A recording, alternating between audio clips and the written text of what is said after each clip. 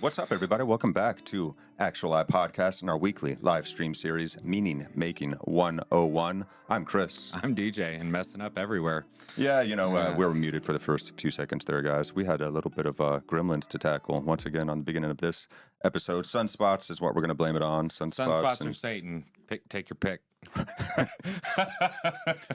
So thank you all so much for being here. Let me make sure I get the chats live. We're here streaming on Rumble. We're on YouTube, we're on Twitch, we're on Facebook, we're on X, wherever we can possibly be to reach all of you.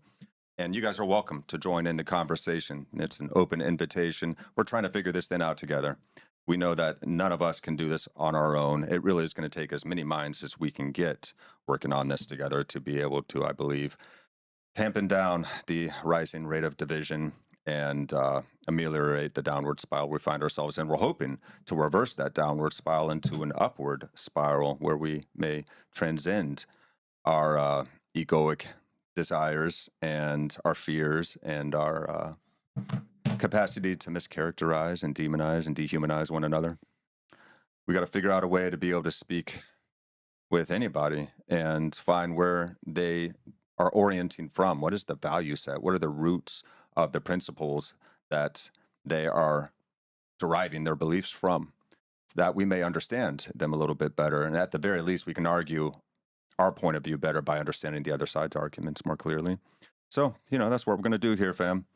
You are welcome to throw down thoughts and questions at any point, so please do so. We're going to continue our coverage of David Bentley Hart's essay, Christ and Nothing. We're almost done. I can't believe it. It only took we got us like 6 minutes worth of that video left. 8 or 9 episodes to do this. Oh, man. I was thinking it was going to go to almost 10 once we got through the first couple. I was like, yeah, this is Should we stretch it to 10? I don't know. You tell us, Chad. We almost could. Just on the last couple paragraphs here, which is what we're going to cover tonight. Because the guy is really, he has an incredible command of the English language. He's able to put a lot of information into a very small space by using a lot of terms that I'm not familiar with. So, it actually was one of the first times that I found myself looking up the meanings of different words, and it was fun. I was so compelled by this essay that I was like, man, I got to figure out what exactly he is saying here. So what is this term? What is that term? So a brief synopsis of this essay. In a world starved for meaning, where ancient pagans danced with fate's tragic beauty and today's new age wanderers chase self-made vibes like fleeting highs, David Bentley Hart unveils a shocking twist that these paths crumble into isolation or despair, trapping us in cycles of chaos or shallow ego. But imagine a divine love so great that it crashes into history, not as cold logic or distant myth, but as the living word made flesh, conquering emptiness through raw sacrifice and resurrection, turning our deepest aches into eternal embrace. This isn't just theology, it's the ultimate rebellion against nothingness, beckoning nihilists, skeptics, and seekers alike to discover why only this revelation truly satisfies the soul's cry. Tune in to explore the void and the victory that fills it in this episode of Meaning Making 101 here on Actuali Podcast. Oh, that was slick. That was good. I was enthralled. Appreciate it. And so the last paragraph that we covered last week, we can't go back to the old gods because Christianity has shown them to be false, suggests Hart. He states, rejecting Christ doesn't lead to noble paganism, but to worshiping our own will, either in destructive or shallow ways. The gospel's love, Christ's perfectly merciful love, ahava hesed, as it said in the ancient Hebrew, which is like mercy-love. It's that type of love. It's ruined us for anything else. It was so complete. It was so perfect. It so effectively toppled the old order that none of the old gods are ever going to work again. We met a one single unified source that expressed love perfectly, gave humans the perfect archetype. I mean, Jesus, he encompasses not just the warrior, but the slave. He's the wizard. He's a healer. He covers so many of the archetypes. He covers all of the great hero archetypes. Well, when it comes to the going back, and the reason why we can't go back is like, well, you like indoor plumbing, right? Huh, right. Right? Yeah. Okay. Yeah. It's okay to go on vacation and dig your own hole and shit in the woods, but you like indoor plumbing, right? You can't go back to that. And the Except, old gods were fickle, and they relied on human sacrifice. well, and they were imperfect too. And what was it, Socrates, who got put to death because he pointed out the fact that the gods were imperfect. Yeah. And if we wanted like real gods, they should be perfect, Yeah. not like humans. They should with our transcend whims. us. Yeah. They should be beyond us. Give us something to grow to. They shouldn't reflect our own nature. So, it was kind of set, starting to be set in stone, even back to Socrates, questioning the perfection of the gods, because in his time, the gods were fickle and they were mean and spiteful and after their own appetites. Like, wow, look at what was it? Zeus turning into a goose to seduce some lady. Like, come on now. We can't go back to that. That's silly. I like the rhymology that takes on. I didn't plan it. It just happened, right off the bat. So here we are continuing on. Sorry that we're late. A few minutes late here today. Yeah, the technology and the plugs and the things and the stuff. And then, then we were muted for the first portion. And oh boy, Swan spots are Satan. We ain't perfect, so you guys know now that you really are welcome. We really are not some on high guys looking down trying to bestow wisdom upon the masses. We're trying to cultivate wisdom with you guys together because we recognize we are fallible human beings. But what do you do when you're cultivating? We miss the mark ourselves. You're digging in the dirt. We're just rolling around in the mud with you guys. Yeah, it's okay. I like it. Good for the immune system. Yes, which is coming up at the stick around to the end Stay of the episode. Stay tuned for the Good News Roundup this episode. It's going to be a good one. All right, guys. So we have rehashed our the last paragraph of the last episode. Can't go back to the old gods. Christianity has shown them to be false.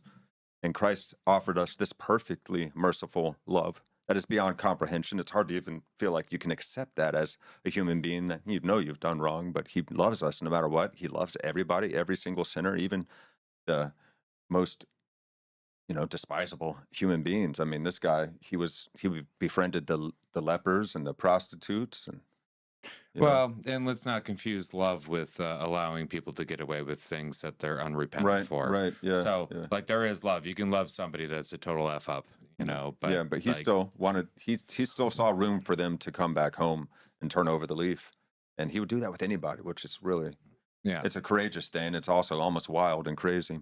But there was the ultimate judgment on that love as well. Yeah, like, which is the thing. It's like 2,000 years later, it's radical. Yeah. There was he accepted everybody, even the people that everyone else shunned. But the people that he didn't accept, there's a parable that sticks out to me is like, even though he has love for everybody, is when you'll have to forgive me for not remembering, what verse and what book it's in. But somebody comes to Jesus and just like, hey, like, could you perform one of these miracles, but for my own, like physical wealth and the wealth of my family and all this stuff. And it was just kind of being like that. Well, yeah, you're giving out stuff. Give me gifts. Just give me. Yeah, he wasn't down with that. And there were some pretty harsh things to say. It is within the gospel, which is only a few books. You'll find it. But the point is the love isn't just a love. Oh, just love everybody. It's fine. It's like, you don't accept or excuse. Love is I'm going to bring you in and accept you, but there's also a judgment about what you bring in. And that's the thing that makes us really uncomfortable too about this, because we're held to account. Yes, Jesus hung out with the prostitutes. He hung out with the bad fishermen. He hung out with the people that were bad with their money. He hung out with. And before him, we see that we are all failing. Well, but there's something about the repentance, coming back, the realization that he holds us to account. Yeah. Well, come here, participate. Here are the rules. Here, so I love you, but them's the rules. I want you to be selfless. Yeah, I'm trying to point it because currently there's this thing going on in Christianity where it's just like this fake, hollow light. Oh, just love them and just let them get along with anybody. Let them get away with anything and just get along kind of Christianity. And that's not Christianity. And that's not really any type of God worship. It's not a good friend either. The good friend is the one that tells you the things that even you don't want to hear sometimes, but they're close enough to you that they know that you need to do this because they know you're better than that kind of thing. Yeah, and since this whole well, it almost seems like a lecture series, this whole essay that we've been covering is not happy-go-lucky, This is challenging. sunshines and rainbows. This is that aspect of love that we can embody by being like, no, we do have this issue. Yeah. We did kill off the old gods. We did fall away, and it's our responsibility, if you want to call yourself a Christian or somebody on the way or a wayist or whatever you want to call yourself, to do something about it. Yeah. To fix the situation And that we we might caused, because we can't go back. Yep. We can only go forward, and the best we can do is look sideways Amen. while we're going forward. Yeah. Well, you made me turn sideways too at the same time. We're in a really small studio. Like one unit. I got my armrest pulled all the way back, but that's not enough. And guys, we're not actually saying everyone needs to come and be organized Christians, because we don't even know which denomination. At least I myself don't know which denomination I would join now. Well, there's 4,000 plus Protestant ones. Yeah, but we are saying that the way that Christ represented for the world, the way of being that he exhibited, that posture towards life, taking on that kind of orientation, does seem to be the way. And I believe that Jesus transcends religion. Yeah. At least the modern understanding of what religion is. I don't think he wanted us to organize something around him. Krishnamurti speaks on this very well. He says, when you call yourself this or you call yourself that, do you see that you are being violent because you're breaking yourself off and dividing yourself from the rest of mankind? And so, in Thomas Merton, act of violence, I got to share with you this article that my buddy Gary shared with me on Thomas Merton, who was like a renegade Catholic priest. He really despised labels. He was not a fan of labels at all. And he really saw religion in this way too. He knew that religion transcended labels, and he was friends with Zen Buddhists, and thought that Zen and Christianity married beautifully. And there are both about ways of being. So I see where that guy's coming from. And I personally am coming from that kind of a thrust. Well, yeah. And back to, the beginning of that is, don't have to be a Christian for the statement that I made earlier to be a statement. You don't have to be a Zen Buddhist. You don't have to be whatever. But if you're looking out for the good and you're looking to make things better, you have to realize, this love that we talk about, that we're going through, has a judgment of what is good and what is bad and what doesn't work and what does work, but also an acceptance for people who have come from, say, the bad that you want to get rid of, and not have yourself. You have to see the people coming from that, coming out of that as well, regardless of what your religion is. And if your religion isn't copacetic with that, it's probably not a good religion. That's my opinion, but it's probably not. But don't, we're being pushovers. We just keep our mouth shut when we should talk, and then we should talk when we should keep our mouth shut, and then we're just all confused and we get pushed over, and we're going straight to hell, guys. Straight to hell. That 3-eye Atlas thing? That's not aliens, that's Satan. That's his ship he's riding to take us straight to hell. I'm joking. I'm joking. Hail. Yeah. I'm just making sure I got Rumble up here too, guys. Yeah, we have... if you have any thoughts or questions over on Rumble, make sure you share them in the chat, fam. Thank you very much. But yeah, so this is where we're at. We're covering this essay. Yeah, but once we are done covering it, we'll have been essayed. But not in that sense. Yeah, that was terrible. That's horrible. As soon as I said it, I was like, oh, man. As soon as I said it, I realized where I had gone. I didn't mean to say that. No, not a fan of that. I blame it on the blame it on the sunspots or Satan. ESSAYED. Essay, yeah. Yeah, essayed. And not like essay, hey, like your buddy, like what, remember, what was it? God. Oh my God. South Park. Yo, what's up, Rumble in the house? I love that Rumble actually happens to be the one where we've got the most people coming in there. What's up, guys? We're a growing, budding podcast. We're trying to figure this world out together. Thank you so much for being here. We're very interested in the way of that one that walked from Nazareth, the way of being that Christ represented in this world. And how can we be that change we wish to see in the world, even beyond religious ideas? Because I believe that Jesus transcends religion. How can we change this world from the inside out and live in the way that one called Christ? And because we'll never quite get to be Christ, but he gives us infinite room to grow, because there's no cap to that potential improvement in Jesus. Is all the way up there. So, and that is no cap. So yeah, infinite room, infinite trajectory for the human race to go. Let's go. So welcome to the stream.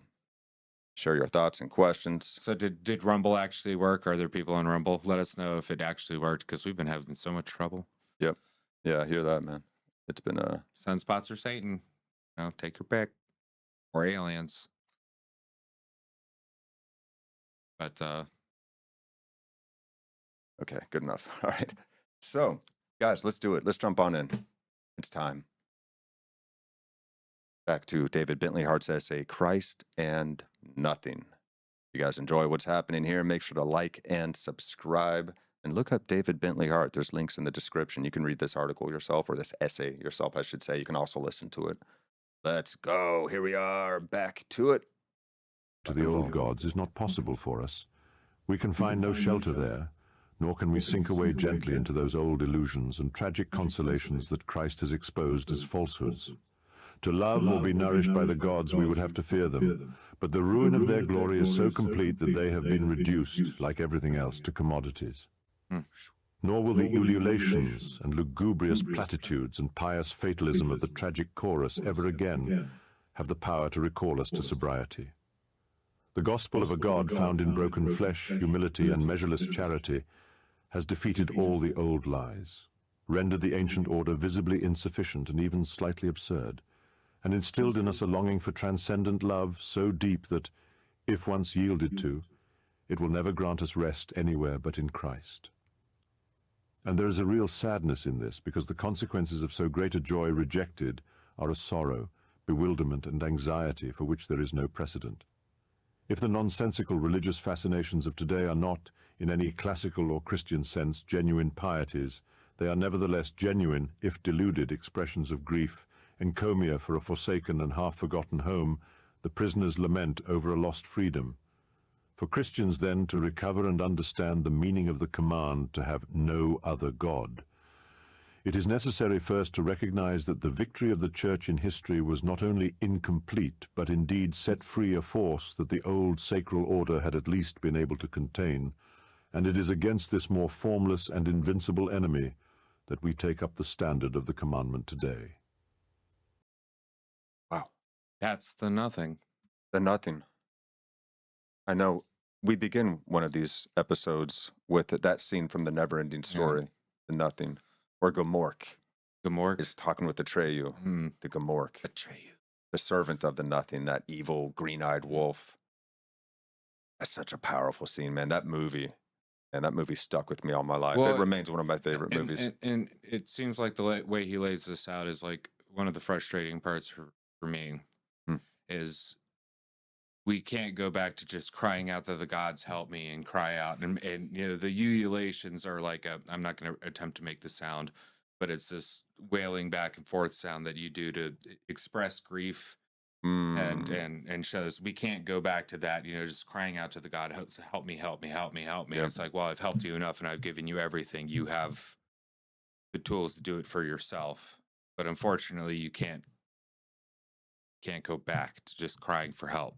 It's almost like the human species spiritually. We're at just past our teenage years into the adult thing. Young And adult. we might be slightly past that too, where it's like our pride doesn't allow us to go back either. Yes, So even though yes. we actually can't go back, our pride doesn't allow us to go back either.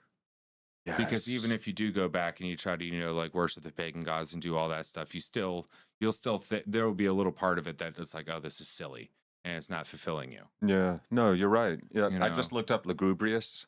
Yeah. And it means looking or sounding sad and dismal. So how do you say that word? Ululations. Ululations. Yeah, it's yeah. a weird word. Ululations and It's what it lugubrious sounds like. platitudes.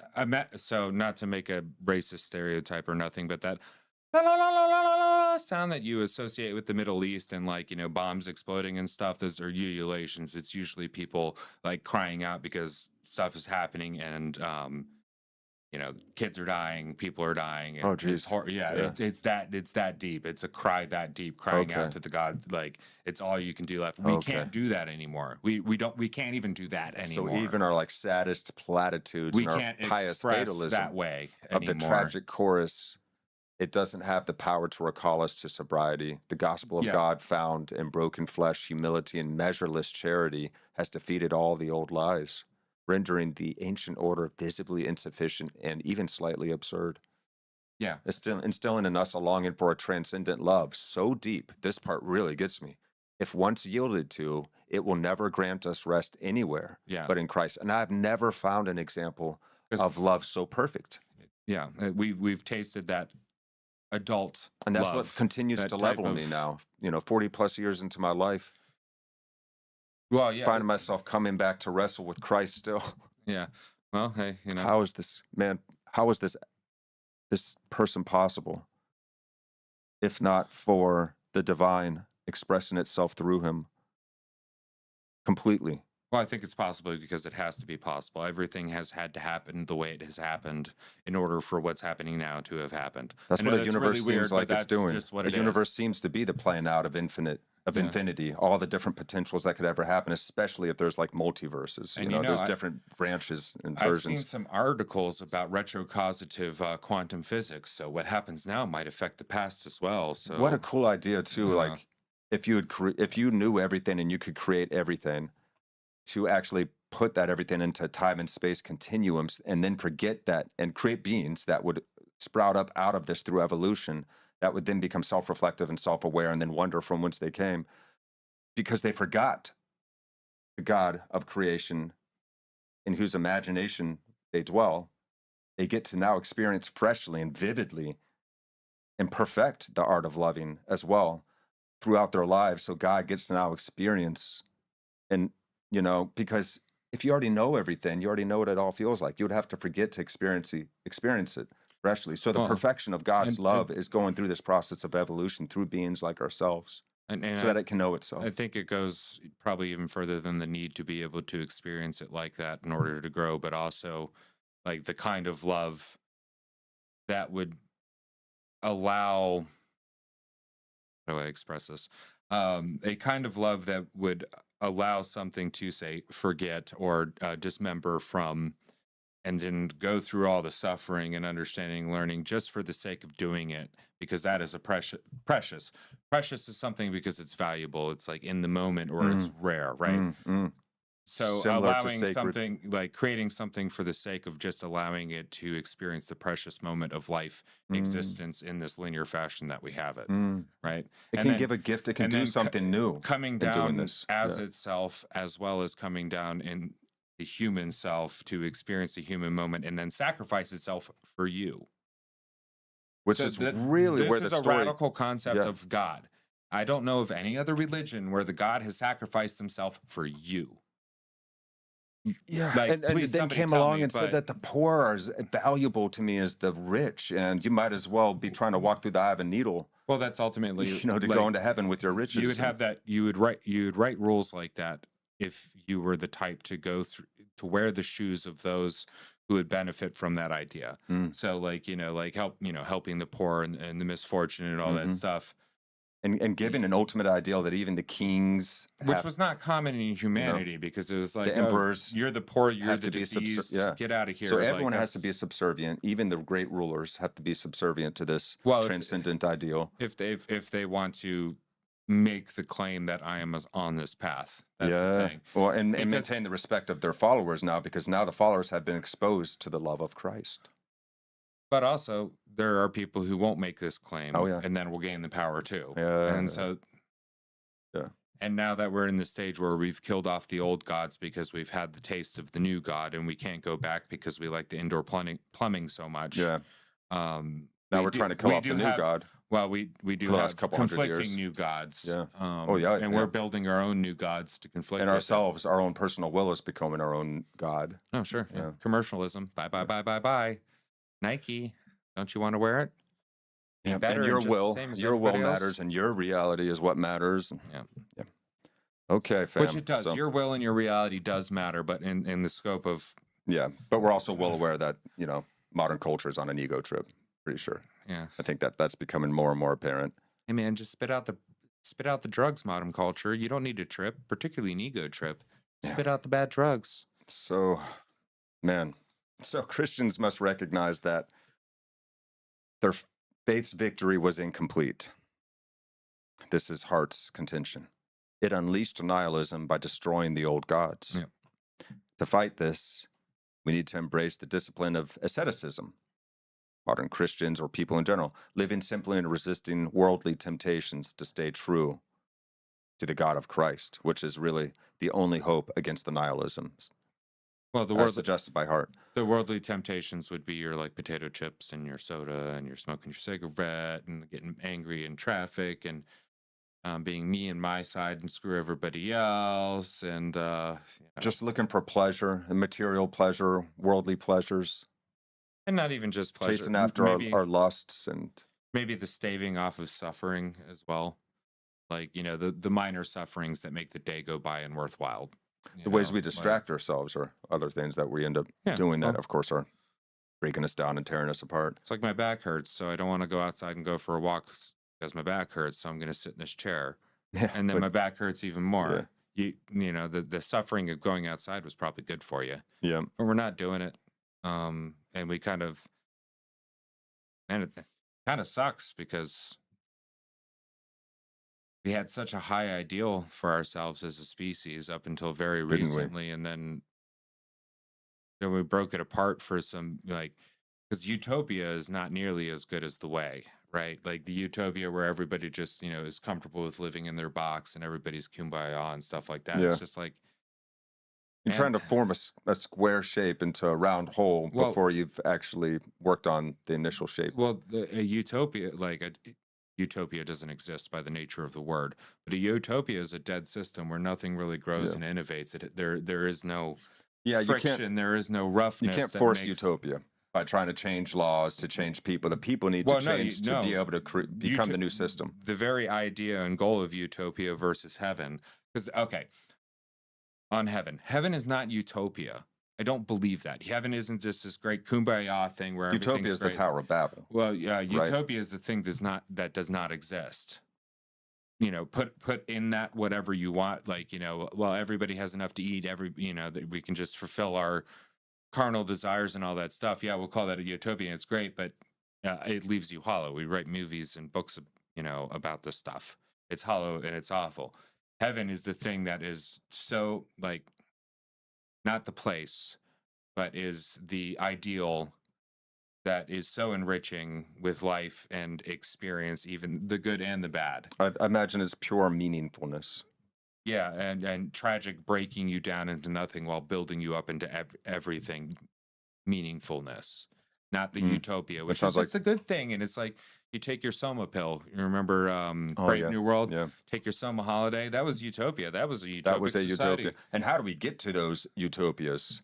Because that's where things really start to fall apart. You can't force humanity into something that they have not. Well, no, you have to have you learn to live up to naturally. If we want to see a better world and a more fair world, if we want to see new systems that are more just for human beings, capitalism 2.0 or what have you, we have to become that change we wish to seek. We can't just force it by law. The people themselves have to be able to live up to those values they wish to see. Otherwise, it's not going to work. You're just going to, you could have a revolution tomorrow. Well, we could put all new people in. It's just going to become corrupt all over again. Even beyond that, we need to start to agree on our values that we wish to work on and improve. Well, that's where we got to get down to some very basic fundamentals that we can agree on. Things like unconditional love seem to be a good start. What's up, Ninja Bat in the house? Good evening. Buddy. It's the solar flare, he says. Yeah, I concur. Well, to be honest, though, the initial delay is because some crazy being of demonic or extraterrestrial forces pulled the USB out of the back of the computer that was there and fine earlier. I don't know how that happened, but it did happen. Because I picked up my jacket that was on there. And I'm just blaming solar flares and Satan. Which seems to be the theme of the day. But no other gods. We have two competing right now before we go, and we have two competing ideas. We have the utopian idea that you don't really have to think about. It's just going to be good. It's all the good. It's the good. the goodness. And wishy-washy Christianity can definitely go down that end. Oh, it's just a good thing. Just treat everybody equal and we'll all be fine. Everybody gets one piece of candy and you each get a throne and you each get your robes and it'd be cool. And it doesn't matter what you look like or where you came from. It's fine. And then there's like the actual real going towards heaven, which is you're going to be able to go through your suffering and appreciate it. And you're going to experience more than you've ever experienced before, continuously on and on and on. And you can do this in life. Yeah, that's one thing I actually have a lot of respect for the Jews for, because they focus on that in your life. How can you go through that in your life, the heaven in your life, and make your life worth living every day? I love it. You know, so it is in the heart. And notice how I didn't bring up the Jesus or anything else like that. It's just true facts. It's how we're building our ideals and where we're coming from and where we're going to, and where do we want to come from, and or where do we come from and where do we want to go to. And that's what we're talking about. Like, we got to figure out how to map. We got to map these things out together too. Even with those with whom we have visceral disagreements, we got to bring everybody into the conversation again. We are being played so effectively. Divide and conquer methodology is alive and well. They love us pit against one another, and they love to inflame those divisions because it's so much easier to institute your corporatist global domination scheme or what have you, whatever Klaus Schwab and WEF have been up to. Thank God that guy's out of the UN game and the now, WHO and, you know, all of them. So forth. Those who hide behind letters. Our Robo fans know what we're talking about. So, guys, let's go ahead. Let's jump back now into David Hart's essay, Christ and Nothing. Up where we left off, fam. Here we go. Moreover, we need to recognize in the light of this history that this commandment is a hard discipline. It destroys, it breaks in order to bind. Like a cautery, it wounds in order to heal.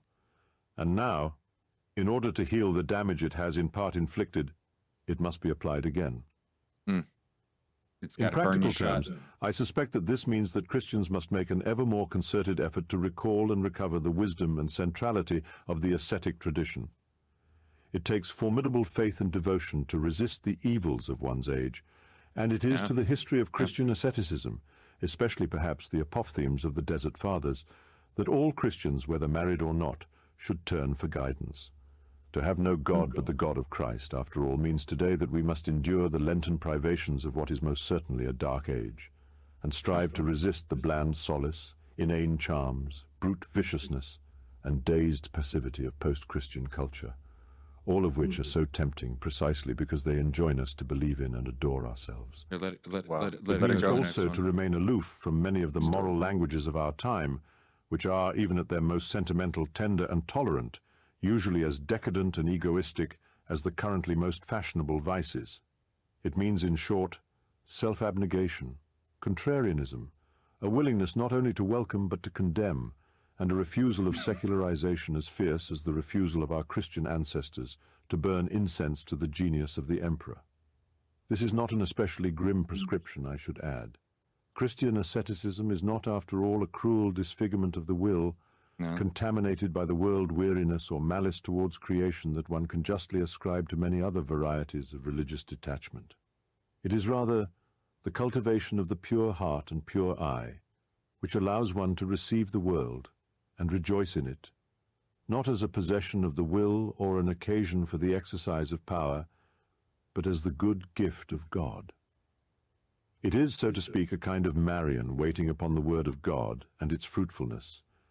This is why it has the power to heal us of our modern derangements. Because, paradoxical as it may seem to modern temperaments, Christian asceticism is the practice of love, what Maximus the Confessor calls learning to see the logos of each thing within the logos of God, and it eventuates most properly in the grateful reverence of a Bonaventure or the lyrical ecstasy of a Thomas Traherne. Okay. Still, well, there's a lot there. Let's give it a pause, fam. Goodness. Wow. Excuse my sneeze. I actually, I don't know what happened, but the highlight was just... You sneezed. When I sneezed, yeah. Involuntary convulsions. So, Christian asceticism. It's not about hating the world, but about loving it as God's gift, seeing its true beauty through a pure heart. This discipline helps Christians resist modern culture's selfishness and emptiness even if a new Christian culture won't rise soon. Well, his, I guess, plea for us to go back into this Christian asceticism, and he comforts us and says it's not about like it's not some torturous thing. It's by denying the corrupting things of our current world, we can gain we can regain the comfort and purpose in life that we had before this modern era that we're living in. He mentions rejoicing at one point in here, which I'm looking for now. We should rejoice. We have the answer to it. And whether you want to be a Christian or not, if you're going down this path, listen in. Pay attention to your Christian friends. Oh, here it is. Yeah. Christian asceticism is not, after all, a cruel disfigurement of the will, contaminated by the world weariness or malice towards creation that one can justly ascribe to many other varieties of religious. It's not the guys flogging themselves. Yep.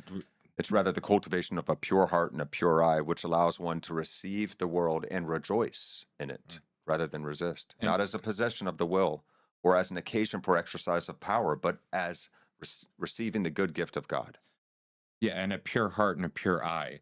So to be able to feel it accurately without anything interfering with it, and be able to see it accurately without anything interfering with it. And we could play on the words and make it EYE, or not EYE, but I, and the pure eye to see what this is about as well. So it's the practice of love, what Maximus the Confessor calls learning to see the logos of each thing within the logos of God. It's like Ram Dass once said that a good way to look at other people when they're easily pissing you off and able to cause a rise in you is to recognize that everybody is like God in costume. He said everyone is God in drag, so he's going for effect there, but that's, I think, a brilliant way of looking at life. It's a beautiful way of looking at life. You realize everybody is a teacher, everybody is God, everybody is helping us perfect, giving us the potential, at least, the opportunity to perfect the art of love. Of rejoicing in whatever's happening. There's also a really nice little play in here. Maximus the Confessor calls learning to see the logos of each thing within the logos of God. So that's like a word of much meaning nested into a paragraph or into a story. Yes. So you could see it within its context. Oh, wow. As well. Yes. So yes. particularly the since you use the word logos, because of the long trail of history behind everything. Because the logos has to do with the word and the story and how we identify how the word creates life and creates existence. Yeah. Well, you got a logo. So this is God activity. Everything that you see, like this plant behind us and the table and we call it a plant. That's a logo we have for the plants to try to explain its logos. Every pixel of reality, fam.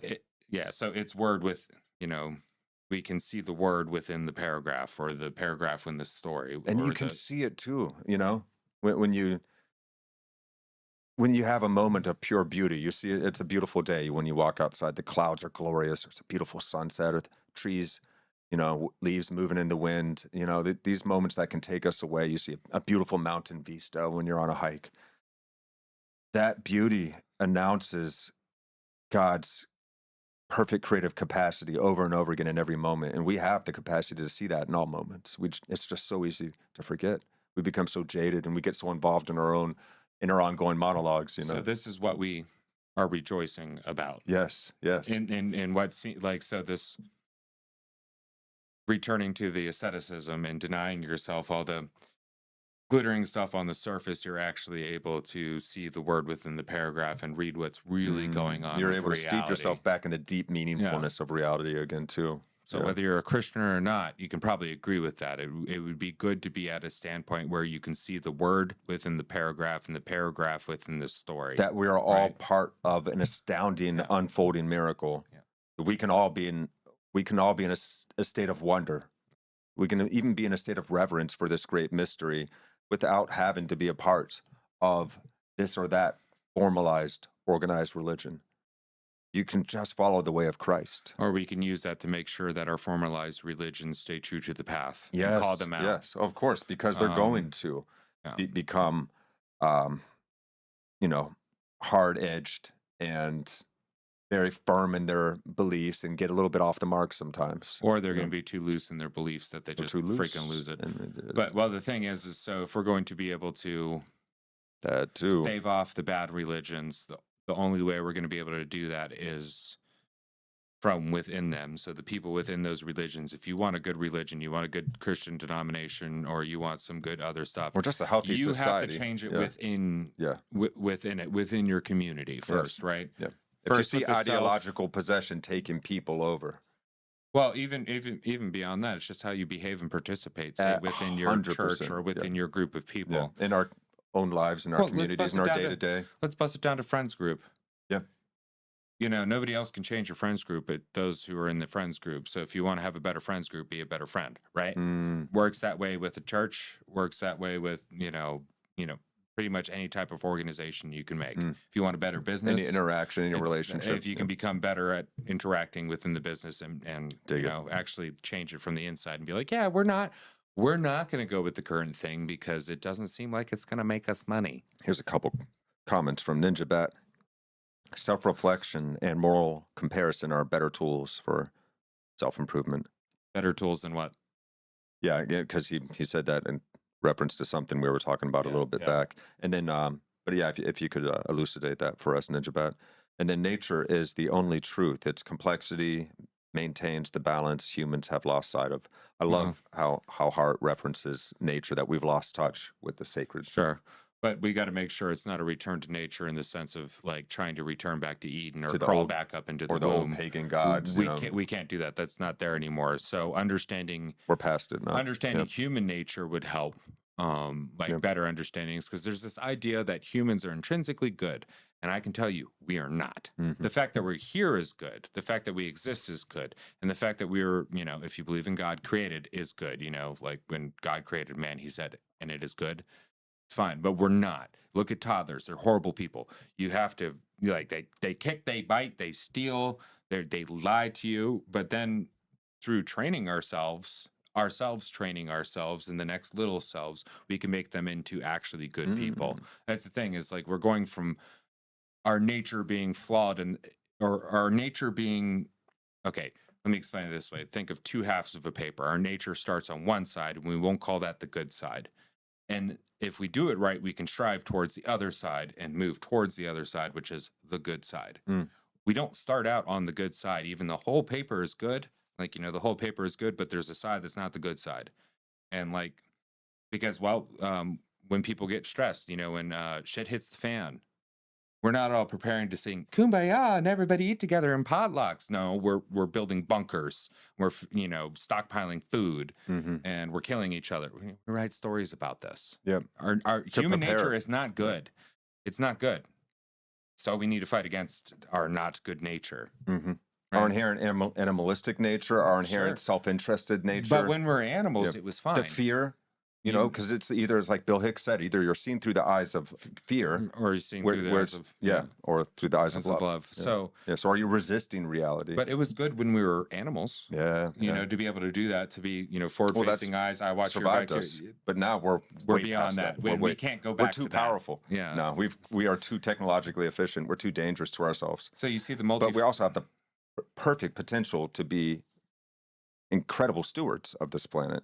Oh, self-improvement instead of false religious influence. But we got to decide what is false religious. Yeah. And we also have to define what the word we mean by religion.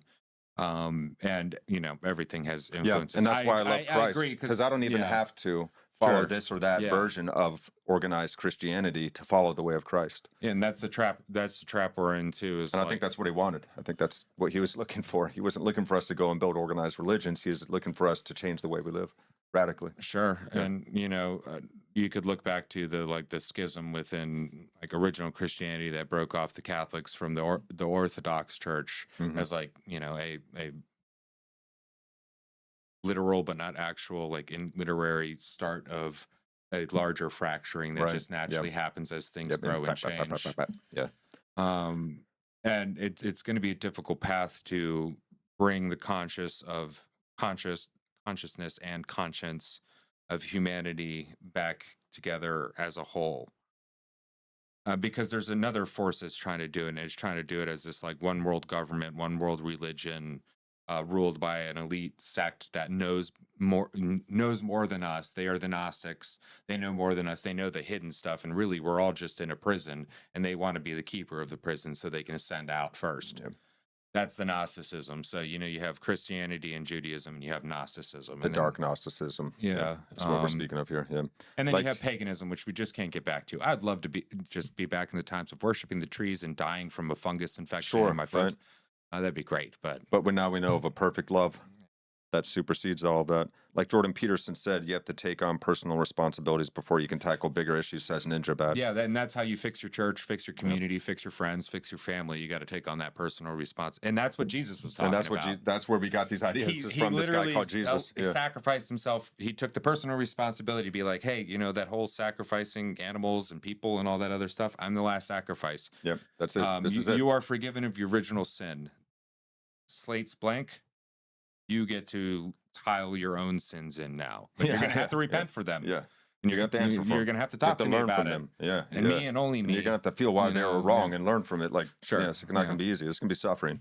Not to belittle Jesus to make him sound like exactly. He's says Ninja Bat. Amen, brother. Hell yeah. Yeah, it takes a while to get there, but the back and forth we figure it out. It's a good conversation. Amen, man. Amen, dude. But it's a difficult question, and I wish there was an easier way to talk about this. And I wish we were at a point where it could be more open and we could just talk about this stuff at like a coffee shop and people could disagree. And you could have somebody that's like, hey, well, I'm a neo-Norse pagan or whatever. And actually I can vibe with this. I think if enough of us model that for long enough, that will start becoming the new thing that's popular. It's just like you're seeing young people always celebrate when something is wholesome now. Oh, What an interesting thing. That trend that's been going on for months. It's continuing.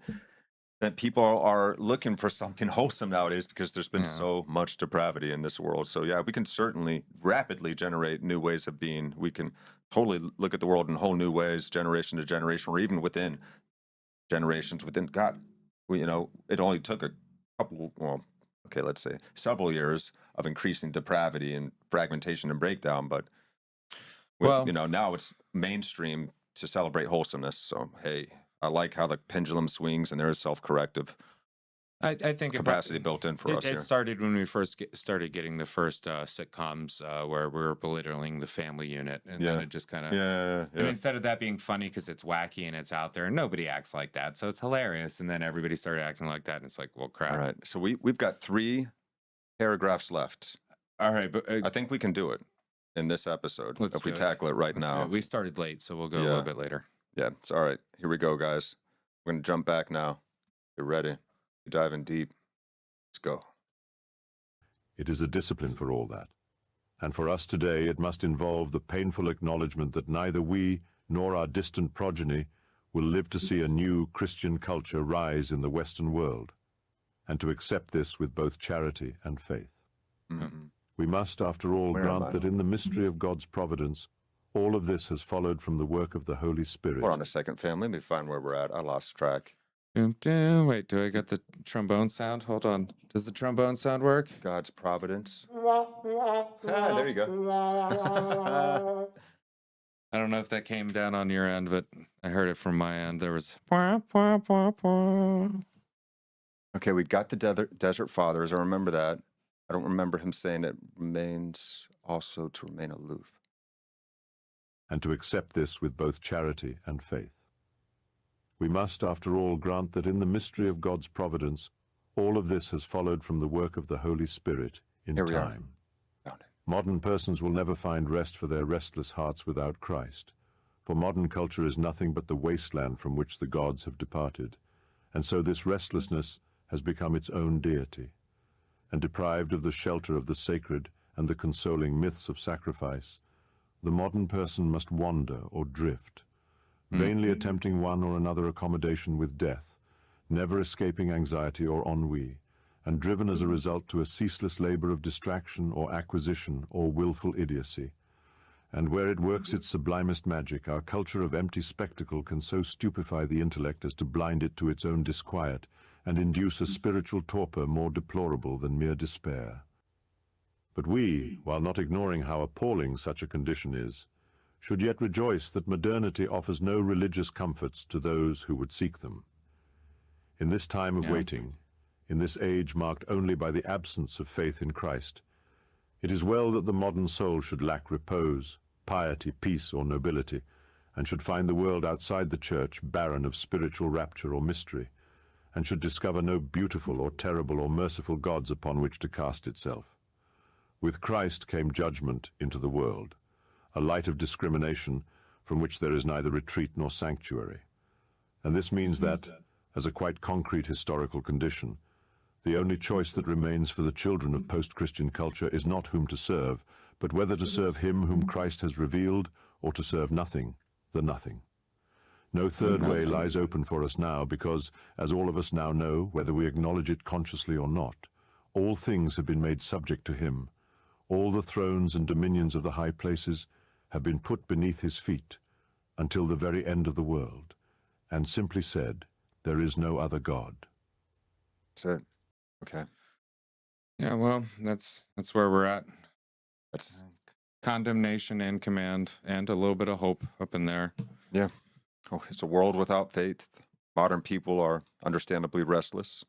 We're chasing distractions because we've rejected Christ. Christians should be glad there's no comfort in this emptiness because it's pushing people towards the choice to serve Christ or serve the nothing. There's no other option because Christ has claimed everything. He has superseded and transcended everything. He is the perfect representation of God's love embodied in human form.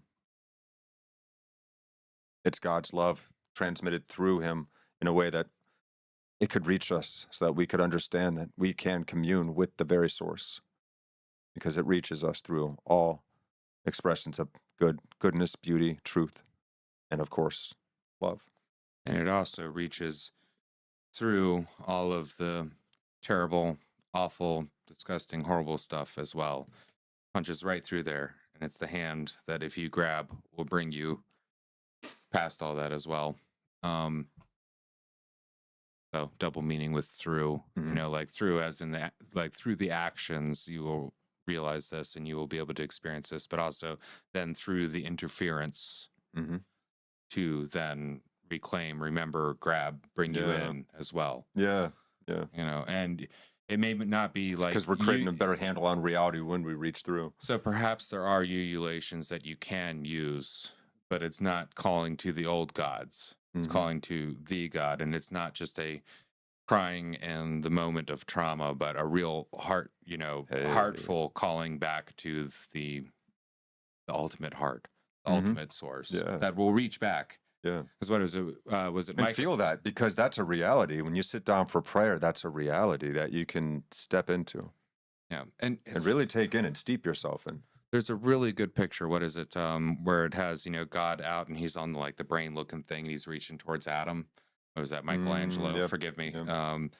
But if you notice, God is reaching and reaching. Really he's got cherubim at his heel and he's reaching his fingers out there. He's stretched all the way out. His forearms super flexed and he's really reaching. And then there's Adam just going, me. And it just relaxed with this. Or humanity, you know, reaching us. It's like God's doing most of the reaching, man. Yeah. All we got to do is just, you know, go a little further. It's hard to believe and remember, but we are enveloped in perfect love at all times because this entire thing that we call existence is God's creation and created out of perfect love. We are enveloped in that love. It is immediately accessible. That's all. We just don't feel like we deserve it. That's probably the only reason to create anything is out of love. It's hard to accept a love that perfect. That perfectly merciful. Well, I don't feel like I deserve it. It's hard to be accepted by that too. And then I just revel at God's love and Christ's expression of that love. And it just breaks me down every time if I really honestly start to feel into it.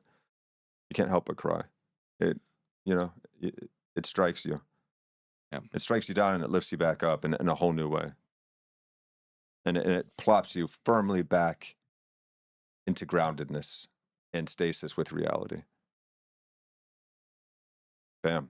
This has been such a powerful essay. Thank you for all of you that have journeyed along with us through these last several episodes covering David Bentley Hart and Christ and nothing. Wow. The nothing. The nothing, man. The nothing. Yeah, if you have never seen Never Ending Story, guys, go out and see it. Who out there has seen Never Ending Story? Shout it out. Okay, so here Ninja Bat says the challenges in front of the human race currently, which seem to get worse and worse. I'm doubtful of recovery without a global crisis to unite us. Man, that reminds me of a conversation I had with my sister. God, back in 20 years ago, literally 20 years ago, we had this conversation in our early 20s, and it's like, what is it going to take for people to see, and for this world to change, the trajectory towards the cliff that we seem to be racing towards. And we both came to agreement on the point that it seems like it's going to take some kind of great crisis, unfortunately, for people to feel compelled and forced into that situation. But, we could not have foreseen the lightning fast, high definition quality and speed of the internet, which do help us rapidly move ideas around now. So I don't know. It's a new ballgame. I think we are in the crisis currently. Oh, we are in it. And for the people who think like, or the people who are waiting for the rapture in the end times, you're in it, bud. You're in it. Yeah. And who knows, maybe all of us who are left are the ones who are left after the rapture, and we got to get our shit straight. So when the next step comes, we can move on to the next step and not be held behind by our baser nature and the horrible things that make up human nature.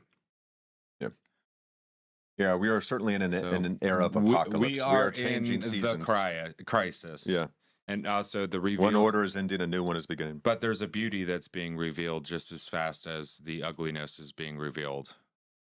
So take it as a glass is always half full or half empty, halfway there. Even in crisis, just the point gets a little finer as you get to crisis. But it's nice to be on a nice flat rolling edge. Yeah, and I like that Hart points out that we can recognize that faith's victory is incomplete. So we're still in the midst of this. Because faith's victory unleashed nihilism by destroying the old order. Sure. Pure nihilism. And now that pure nihilism is possible in the world, Christianity inadvertently has brought this up for us to be able to wrestle with now. I wonder how well you could apply the quote-unquote hero's journey to human spirituality as well.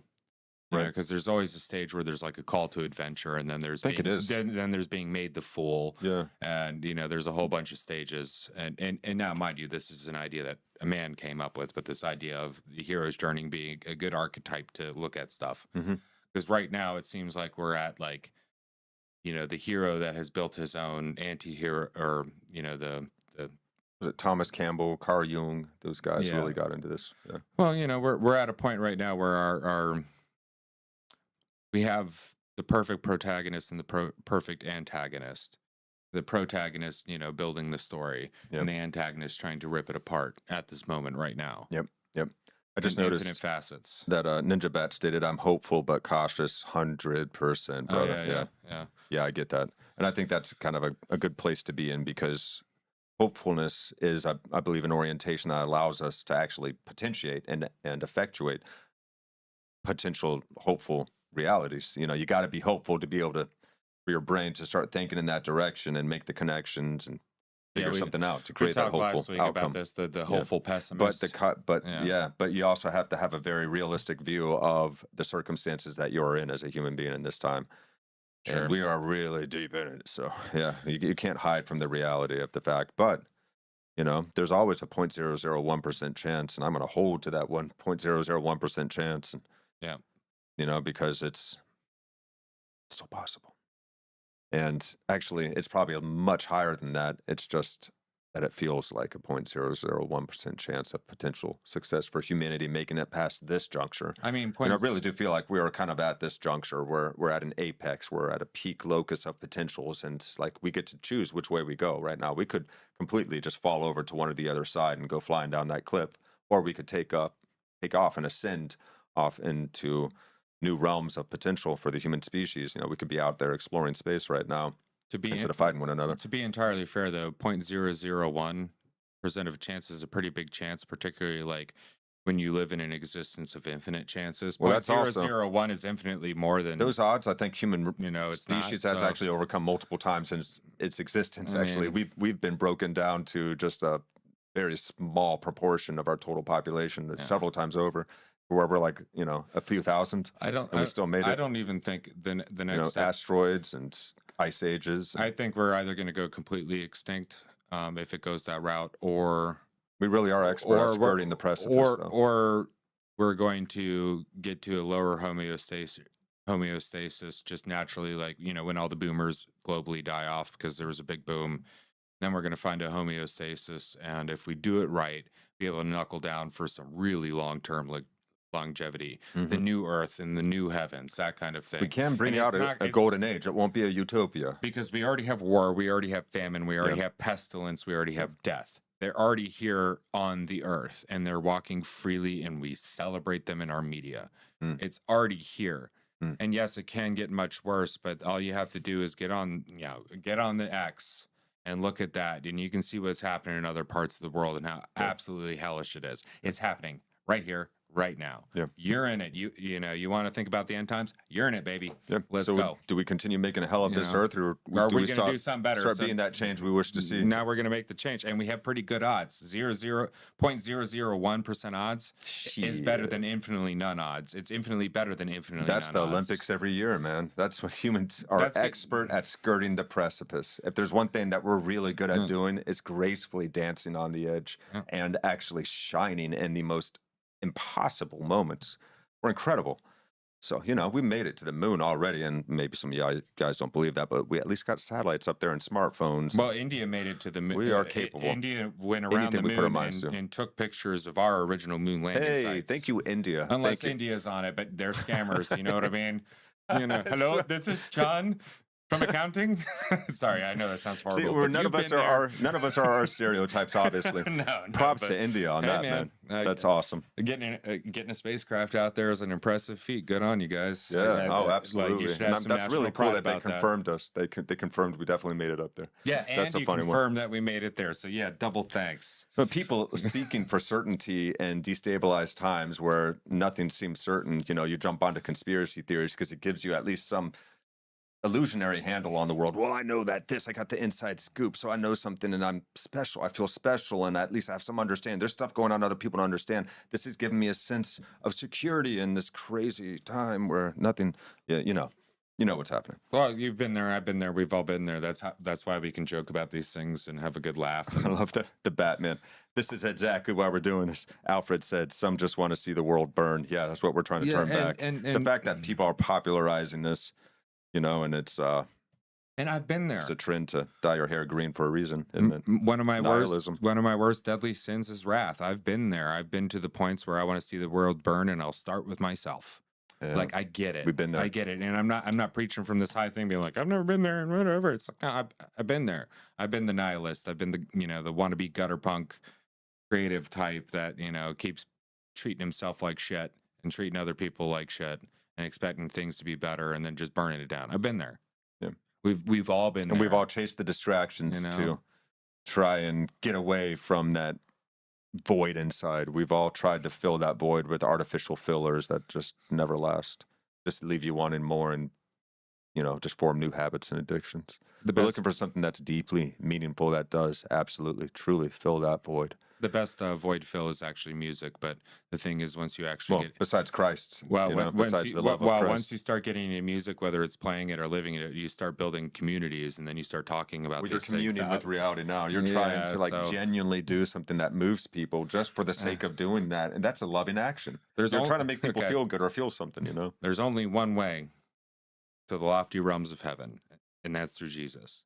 But always, one way or another, end up at Jesus. Yes, and I'm glad you brought up music too. I'm sorry, I'm proselytizing, but no. But you brought up music too, guys, and that reminds me, we've got an album about to come out, guys. Our band, American Dharma. Stay tuned for that announcement, because I want everybody that we can possibly get to listen and enjoy that, and so we're gonna be announcing that soon. Stay tuned. Too old, too soon, too wise, too late, says Ninja Bat. Yeah, isn't that how it goes? I don't know what that's from, or if that's just a ninja bat I believe that is a turn on a common colloquialism. It is, yeah. Yeah, which no, it's right, but it's good. It's the way it should be, because then as you get older and wiser, you have the impetus to then try to instill that wisdom on the youth instead of just saying, fuck them. And then that's why the elders actually have value. Yeah. We're making sure we know elders have value because, you're not going to figure this stuff out until you're older and you've had time to reflect. They're the repository of ancient knowledge if we do it right as a culture or species. Respect your elders. And then the elders have respect for the youngsters because, well, they will, because the person who... Their energy, their optimism, Well, and also the ability to roll you over and wipe your butt when you're infirm and love you anyway, Hey, you wiped my butt when I was young. I should probably wipe your butt when we raise them right. We can get old, Man. And maybe I can have a kid or two in between and they can wipe your butt so I don't have to. And we could just, kick the responsibility down the generations a little bit. That's the trick. Youth is wasted on the young.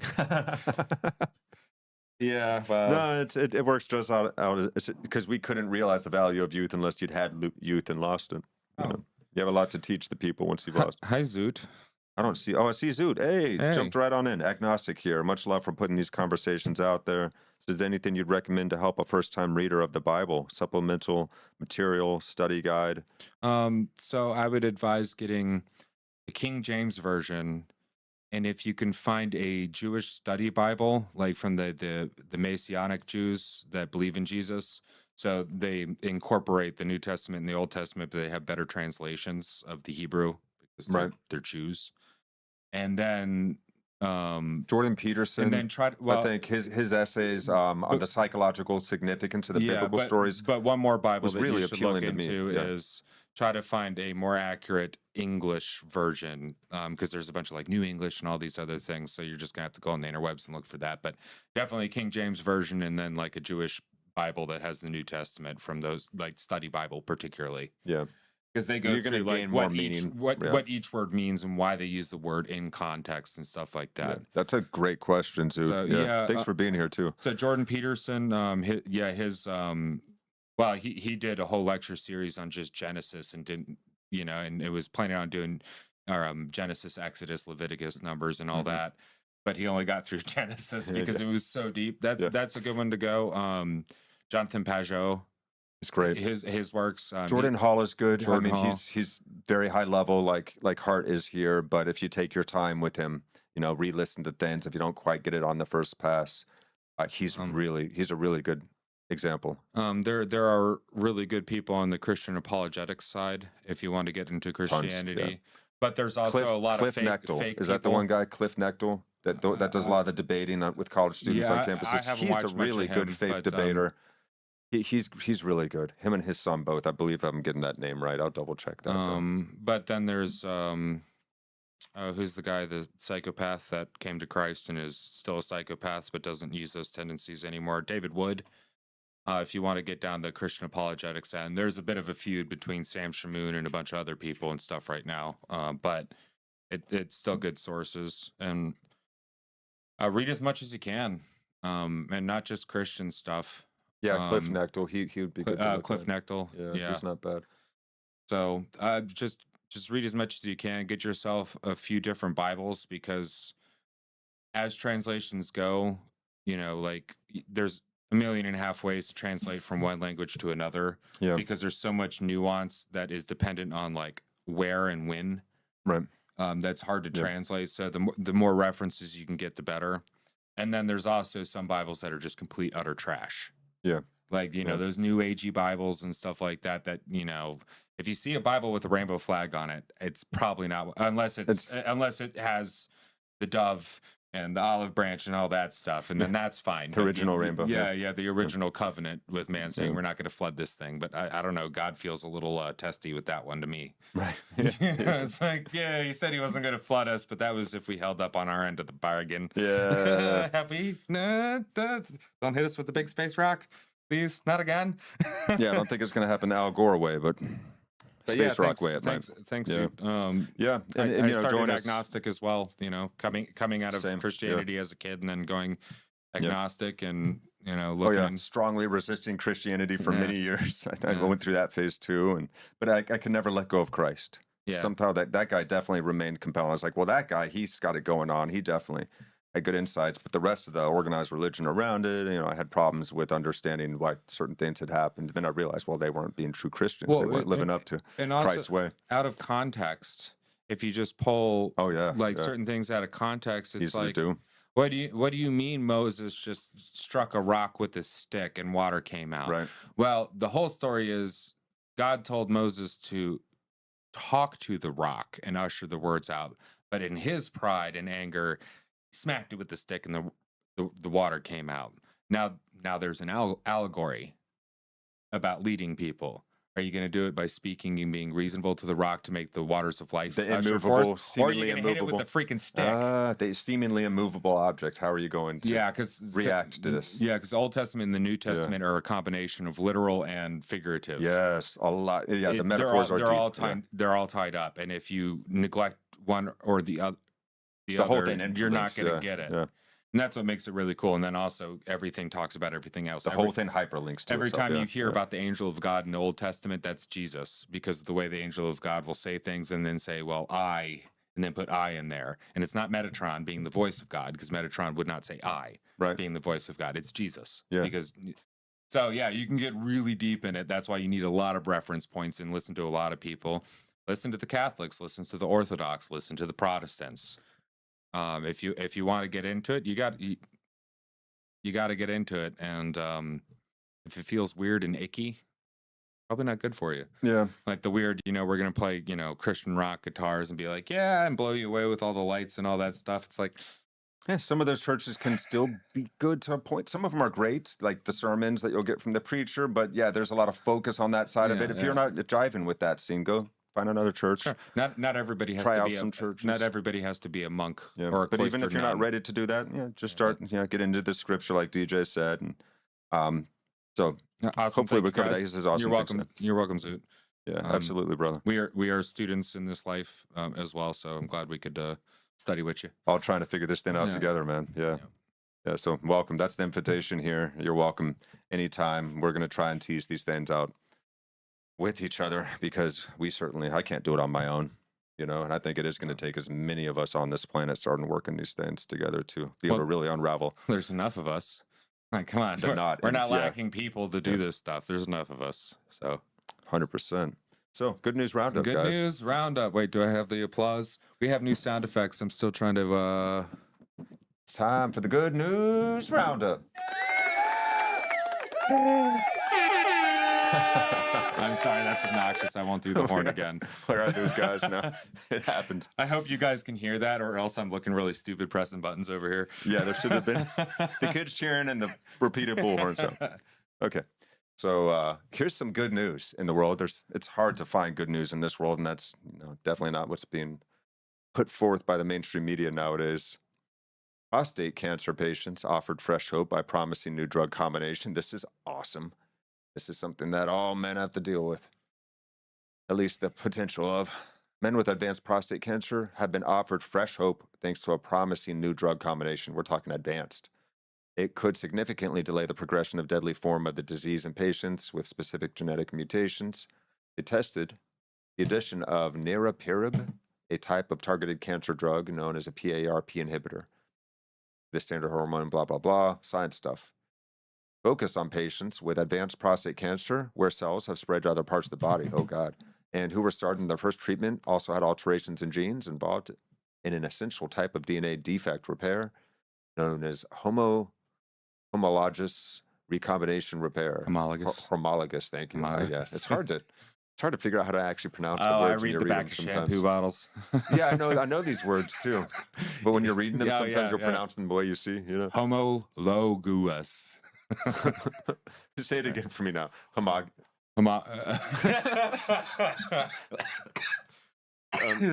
Logical man recombination repair, HRR. Okay. Yeah. Scientists explain that those genes help repair damaged DNA, and when they are faulty, cancer cells can grow and spread more aggressively. In other words, good news. Really good news. Okay, this is what I'm looking for, stuff we can understand. Risk of cancer growth slashed by 37 to 48%. That is friggin' momentous. Yeah, that's good. So it seemed like by the above statement that helps with the metastatic nature of prostate cancer. So not just the growth of the tumors within the prostate itself, but it's spreading to other Yes. organs like the lungs. And it's advanced stage. Yeah. Yeah. Awesome. Okay, so all the current treatments are very effective for the majority of patients with advanced, a Early. small but significant early. Oh, well, Well, yeah, it's just with advanced, but a advanced, very may significant be getting proportion better. of students have limited benefit. So this helps. Oh, improve in that this, even it further. helps with the advanced prostate cancer because most of the time we can deal with it if they catch it early. Yeah. That's why they say, get the finger in your bum as soon as you turn whatever and do it repeatedly. Yeah. So Well, here, that's More real good quick. news. That's actually really good news. Because there is no one cure for cancer, even though we call cancer one thing, but there's 1.5 billion different little types of cells inside your body that can go all crazy. thank you, Ninja Bat. Homologous. Homologous, yeah, Homologous. not homunculus. Yeah, as opposed to homunculus. So more good news, guys. This is cool. A daycare rewilded its yard, and the children became healthier. Now the whole nation's doing it. Finland. Oh yeah, so Yeah. it turns out if bring up that picture of that baby. Yeah, There doing you go. that. You let your youngins do that, like we used More to. of that. More of that. Finland is doubling down on evidence from 4 years ago that definitively shows how children can avoid diseases and allergies throughout their lives if they're permitted to get down and dirty in daycare. Dozens of comparative studies have previously found that children who live in rural areas are in contact with nature more often have a lower probability of catching illness resulting from disorders in the immune system, and even a lower risk of developing celiac, allergies, atopy, and even diabetes. Whoa. Okay. So the 2021 study showed that repeated contact with nature-like elements 5 times a week diversified the body's microbes, which offered protection against diseases transmitted through the immune system in daycare children. This seems so obvious. This is the first in which these changes offering protection against diseases have been found when adding diversified aspects of nature to an urban environment. So they're bringing in they're bringing in nature into the concrete jungle. Yeah. Which actually makes a lot of sense, because remember when you were a kid, the sickest kids were always the ones that were like over sanitized, and like we're always like hand sanitizing other stuff, and they were the sickly kids, so they were always They like weren't wrapped up, outside and they enough, weren't and- outside playing, and they just kept getting Hell. more and more sick. Yeah. Dude. But also peanut butter allergies. Turns out they got a lot worse when we stopped feeding kids peanut butter when they're early. Oh, yeah. Because anaphylactic shock is bad, but it's worse when you're an adult. Oh, hell yeah, it is. Yeah. You know, so like don't give your kids like stuff too early. Like actually like the holistic midwives or not midwives, but I guess midwives too, but the women that help other women with their children and tell them what they need to eat according to what period of time, they have a pretty damn good schedule of what works. Certain points of time you introduce these things and you make sure you get them. You don't give them honey early because there's certain issues with that. You don't give them certain things early because there's certain issues, but make sure you get it in them. And get dirt, because God made dirt and dirt don't hurt. Remember that? Yeah. We don't say that no more. We're like, oh no, COVID. Ninja Bat just said something. Wow. Medical studies showed every male cadaver had some stage of prostate cancer at medical school. Holy crap. Dude, that's terrifying. Yeah, well, Okay. microplastics, all that other stuff. And an Well, that's earlier only gonna comment from exacerbate. Zoot, he says the sound effects are great, and also you've been listening to for a while. Do I know you, Zoot? Do I know you personally? I won't bust you up, but I think I might know who you are, which would be cool. I eat dirt, swim in swamps, love my immune system. Oh, dude, man, I remember when I was a kid, I didn't even tell my parents, but I stepped on a nail. I went like straight through my foot, didn't tell nobody, didn't get infected. I was fine. Yes. I'm not saying do that, but like I was a grubby kid. I was running around the Claymont, like, the grounds doing that thing, be like, catch a carp, try to figure out how to cook it and eat it. Yeah, we did going that. through the muck, We built like forts in the woods. figuring out what things are good to eat and what aren't by like tasting them and going, Yep. yeah, the bright berries are probably not good to eat. Yeah. Oh, dude, we ate some almost certainly polluted fish that were in like the creek that was like in the middle of town running through the forest, but that's also where all the waste from all the streets ran off into. So, it was. Oh, yeah. So you're also getting all that like exhaust fluid stuff. Oh man, sorry. good stuff, yeah. But yeah, man, Zoo, thanks for listening to us. He says listening to y'all for a while, but usually my earbuds working. Yeah, glad I got to catch it tonight I have a live, feeling man. I know who Zoot is, but even if I don't, even better. Yeah, welcome, especially. especially. And there's nothing wrong with being agnostic. Don't let anybody guilt you for where you are on the path. At least you're on a path and you're trying to figure out your way through. And you're being honest about it. And you're not being certain, which is key, I think. You know, we get too certain in this world about this or that. So, yeah. And anybody in Rumble, if you guys have any thoughts or questions, feel free to share them now before we close it down. One last little bit of good news. This is just friggin' hilarious. Oh, yeah. We're going to try to start doing this. Just one nonsensical good news. Yeah. Polar bear gleefully eating a 1,400-pound pumpkin donated for his dinner is a sight to behold. Look at him, dude. Look He's how just happy like, he yes! is. That's great news This for is him. it. Dude. This is what I wanted. This is like what he lived for. Look at this. He's like the same color as the pumpkin, too. So, like... Oh, this is the best picture. He is one with the pumpkin. Friggin' links were in the way. Oh, man. Yeah. Can I make it bigger? Yeah, I can. Well, it's funny, you know, like... Oh, it's too big. We tend to look at ourselves as like, we're horrible parasites and awful creatures and all this stuff. But, like, what other species is going to grow a gigantic pumpkin and then help rehabilitate a polar bear that probably wouldn't have lived on its own and then give this awesomely gigantic pumpkin to the polar bear? This is fantastic. Like, look at that. There we if go. you were a polar bear, you can't tell me you wouldn't like a pumpkin like zoom. this. Thank you. Yeah, look at this thing. Dude, that is a big pumpkin. He's going at it too, man.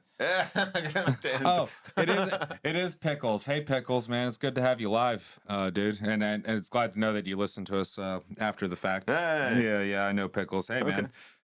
Well, so nice. So Zoot can be either a dill pickle or a sweet pickle. He can sometimes be the best sour pickle too. But I don't want to blow his cover, so I'll explain that to you later. But yeah, Pickles. Appreciate you, brother. Thank you for being here, man. Depends on the Danish. Yeah, exactly. Yeah.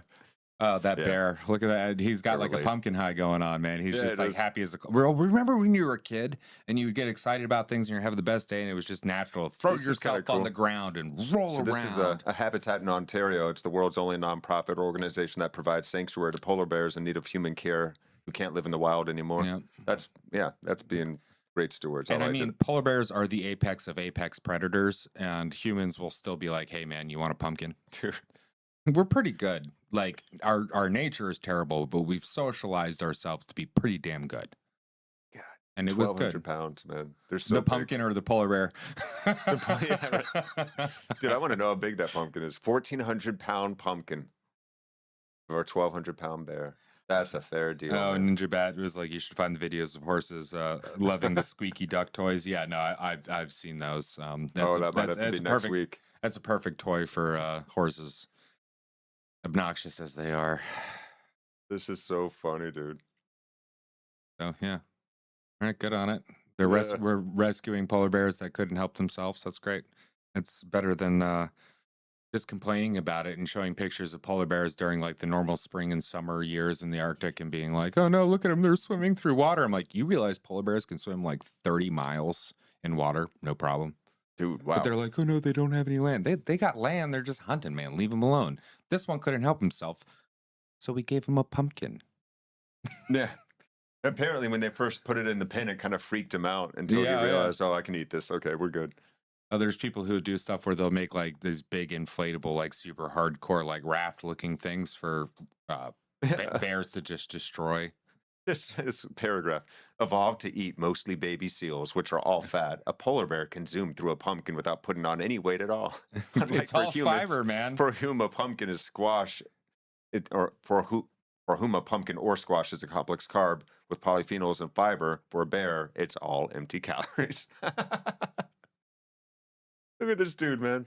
I want to make him some roasted pumpkin seeds, man. I mean, if it wasn't against the law, somebody should awesome. make like a pumpkin stuffed with like, like baby seal, like roasted baby seal.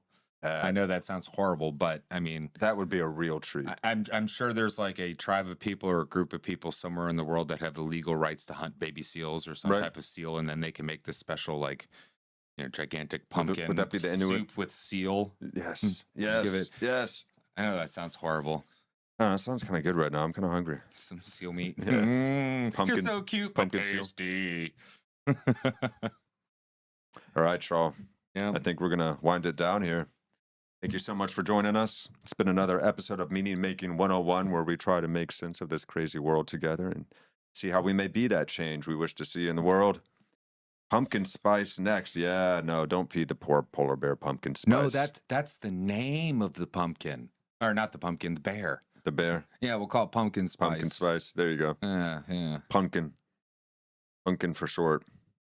Or what are those boots that the basic white women wear? Uggs. We can call them Ugg. He kind of looks like an Ugg if you look at his backside. Yeah. Ugg. Ugg the bear. Well, we love you guys. Yeah. And we will be here again next week, Wednesday, 7 p.e.s.t. Eastern Standard Time, U.S., that is, of course. And, we're going to be live. YouTube, X, Twitch, Facebook, Rumble, all them places. Come on out. We'll have something special for you guys next week now that we're done with this incredible essay. And, that's it. I'm out. Love you guys. Let's dance. All right. Well, I've been DJ. I've been Chris. Peace. Peace. Glasses down for not effect. Oh, yeah. Oh, wait. I have the wrong button. There we go. Oh, yeah.